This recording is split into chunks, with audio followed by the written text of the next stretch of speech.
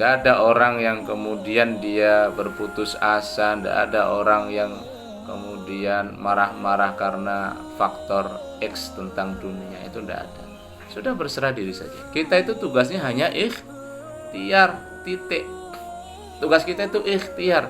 Penentu segala-galanya itu adalah Allah. Dan dari ikhtiar itulah kemudian kita akan betul-betul bersemangat dalam kehidupan ini.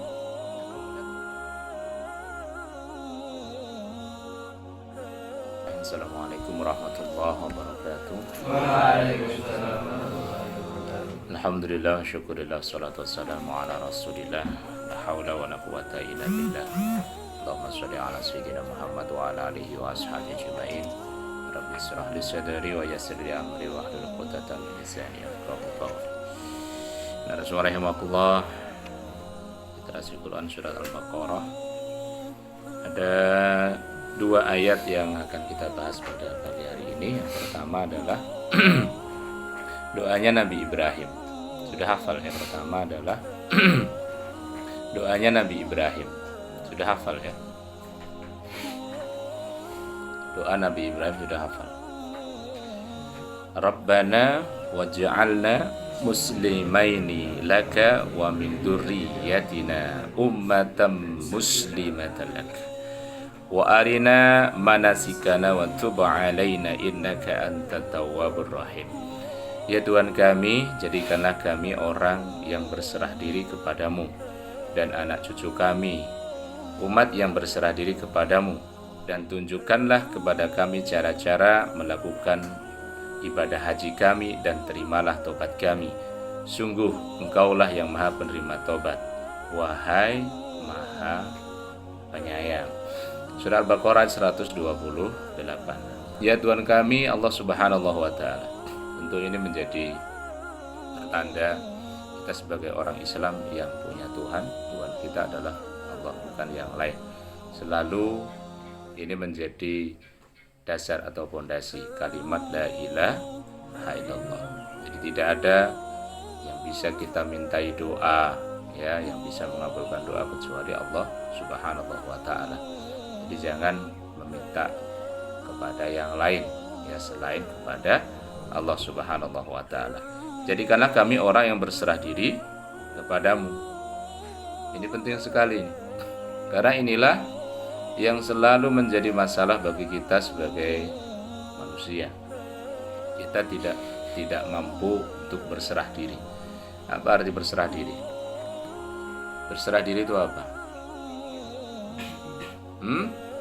Menyerahkan semua totalitas hidup kita, mati kita, amal kita, ibadah kita hanya kepada Allah Subhanahu wa Ta'ala, termasuk juga menyerahkan takdir kita. Ketika ada sesuatu datang berupa takdir, kita harus menerimanya.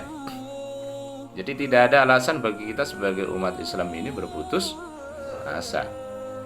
Tidak ada alasan sama sekali ditutup. Kenapa? Kita harus berserah diri. Berat apa enggak?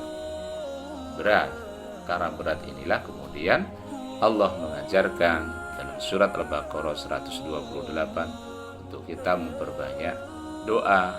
Ya Allah, jadikanlah kami orang yang berserah diri kepadamu, bukan kepada yang lain.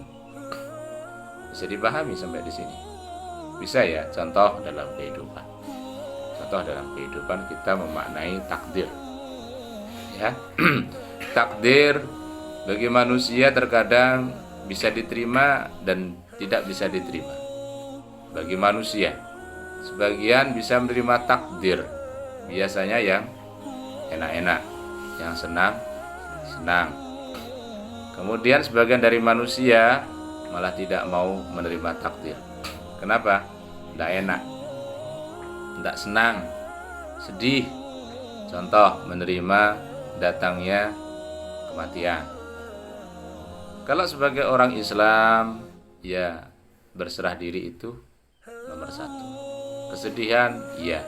Tapi kemudian kalau sampai kita kemudian mempertentangkan itu itu namanya kita tidak bisa berserah diri, namanya kita menentang takdir. Dan itu memang sangat-sangat berat apabila yang menghampiri manusia itu adalah yang tidak disenanginya, yang tidak disukainya, dia mempertentangkan itu. Ini contoh ya. Kalau ditakdirkan dalam kesenangan, misalnya bahagia sekali menikah dengan yang dia cintai, ya, wah takdirnya baik. Tapi ternyata hanya kesenangan saja yang diterima. Tapi yang kalau susah-susah dia tidak mau menerima. Ini contoh orang yang tidak mau berserah diri. Yang baiknya gimana? Ya baiknya adalah berserah diri adalah totalitas. Semuanya takdir itu sudah ditentukan dan kita memang berserah diri kepada Allah. Dan ingat, saya sering menyampaikan, ukuran manusia dengan ukurannya Allah itu sangat berbeda, jauh sekali. Manusia itu kalau mengukur dirinya itu dia tentang kesenangannya, tapi belum tentu kesenangan itu baik untuk dirinya, belum tentu ya. Sungguh banyak orang yang gagal, dianggap orang gagal atau bahkan dirinya menganggap gagal karena suatu hal ya. Kemudian ternyata di balik kegagalan itu dia malah menjadi orang yang berhasil, orang yang sukses. Kenapa? Allah yang paling tahu apa yang terbaik untuk kita. Jadi ini penting untuk bisa kita pahami bersama. Allah itu yang paling baik untuk kita. Jadi bukan keinginan kita yang baik, bukan. Kita bisa saja punya keinginan, tapi ternyata keinginan tidak terkabulkan. Maka kita harus berserah diri, karena itulah yang terbaik. Itulah pemberian Allah yang terbaik. Ya, gagal menikah dengan si Inem. Si Inem adalah keinginannya Mas Rio. Kemudian dapat Yungat. Takdirnya seperti itu. Nah, itulah yang terbaik. Ternyata kemudian nanti waktu menikah, Yungat Solo ya, bukan Yungat yang lain ya. Waktu menikah, kemudian disitulah datang kebahagiaan, sakinah, mawadah, warahmah. Punya anak rolas, wah, soleh, rezekinya kemudian habis menikah mengalir deras, ya, malah sehat, malah banyak sodakohnya. Wah, pokoknya urip songo itu paling enak ya, jarene Mas Rio. Ini contoh. Suatu saat ada yang menginginkan sebuah pekerjaan, tapi ternyata malah nggak dapat. Nah, kemudian dia dapat pekerjaan yang lain. Dia nggak senang dengan itu, tapi dia totalitas berserah diri kepada Allah. Itu yang terbaik. Maka dia akan sukses dalam pekerjaannya. Akhirnya kemudian dia akan berkata, oh iya ya, berarti benar Gusti Allah. Iya. Gusti Allah itu tidak pernah salah. Pasti benar, yang salah itu manusia. Enak kok kalau kita bisa menjadikan diri kita ini berserah diri totalitas kepada Allah Subhanahu wa ta'ala. Dan anak cucu kami juga umat yang berserah diri kepadamu. Ini tugas sebagai orang tua. Nah, hal dasar inilah yang harus diketahui oleh calon-calon bapak. Antum laki-laki semua ya, normal semua ya, insya Allah menikah semua, Allahumma. Nah, ada hal yang dasar. Apa hal yang dasar? Menjadikan selain kita bisa berserah diri kepada Allah, anak cucu kita menjadi generasi penerus kita yang juga melakukan hal yang sama, berserah diri kepada Allah Subhanahu wa ta'ala. Karena sebenarnya kuncinya di situ.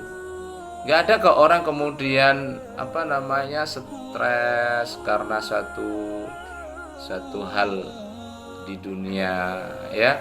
Gak ada orang yang kemudian dia berputus asa, gak ada orang yang kemudian marah-marah karena faktor X tentang dunia, itu gak ada.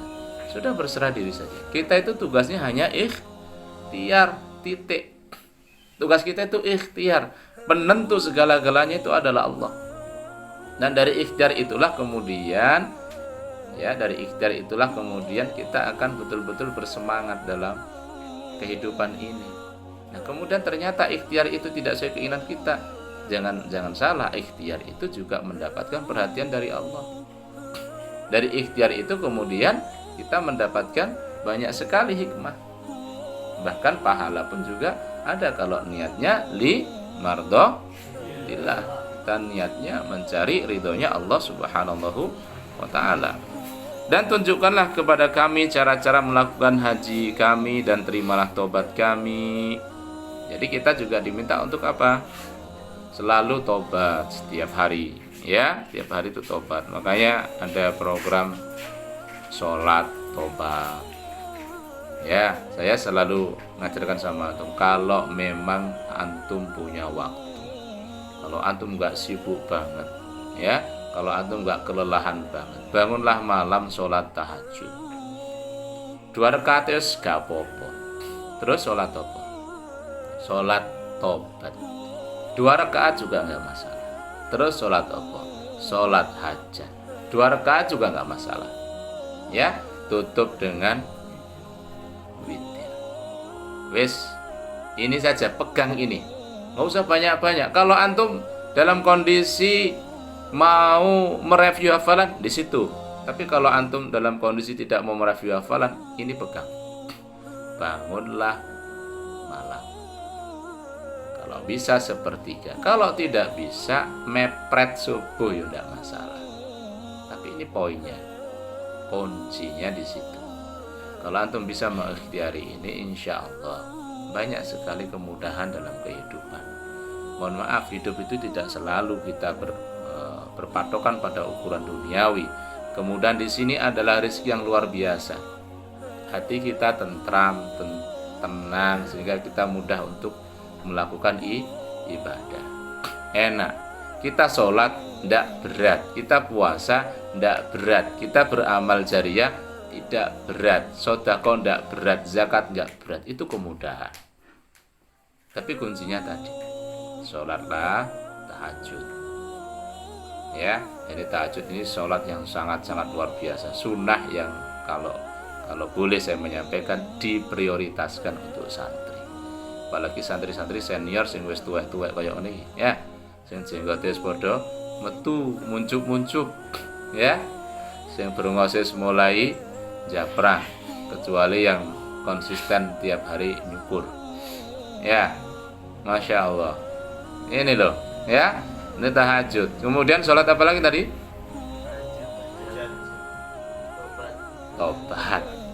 Tobat ini rutin, nah, ya, tobat ini rutin. Nah, terus apalagi sholat hajat.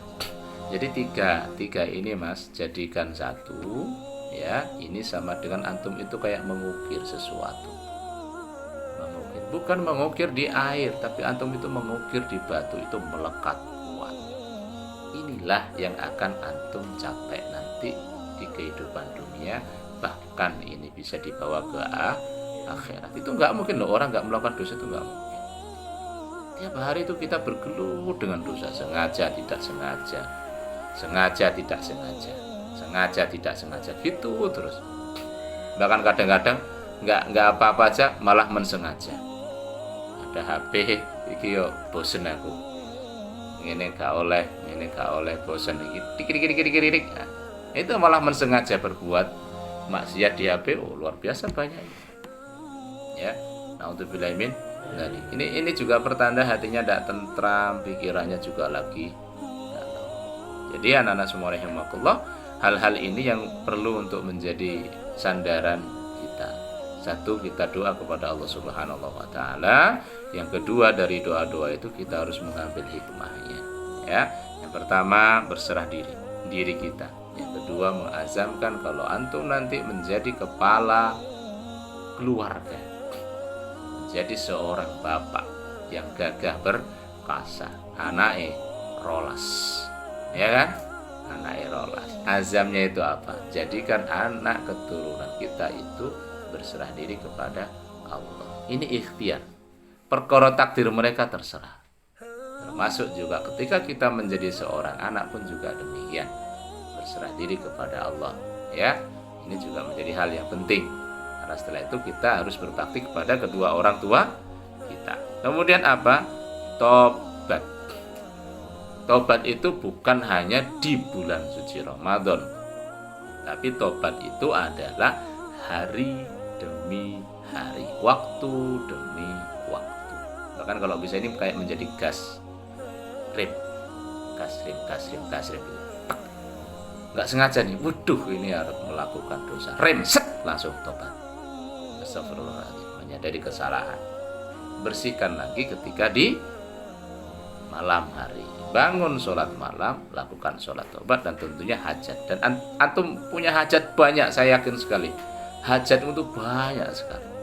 Sampaikan itu ya, sampaikan itu di rangkaian sholat malam. Maka kemudian engkaulah ya Allah yang maha penerima tobat, maha penyayang. Mudah-mudahan Allah mengijabahi, mengabulkan doa-doa kita semuanya. Allahumma amin ya rabbal alamin. Wassalamualaikum warahmatullahi wabarakatuh.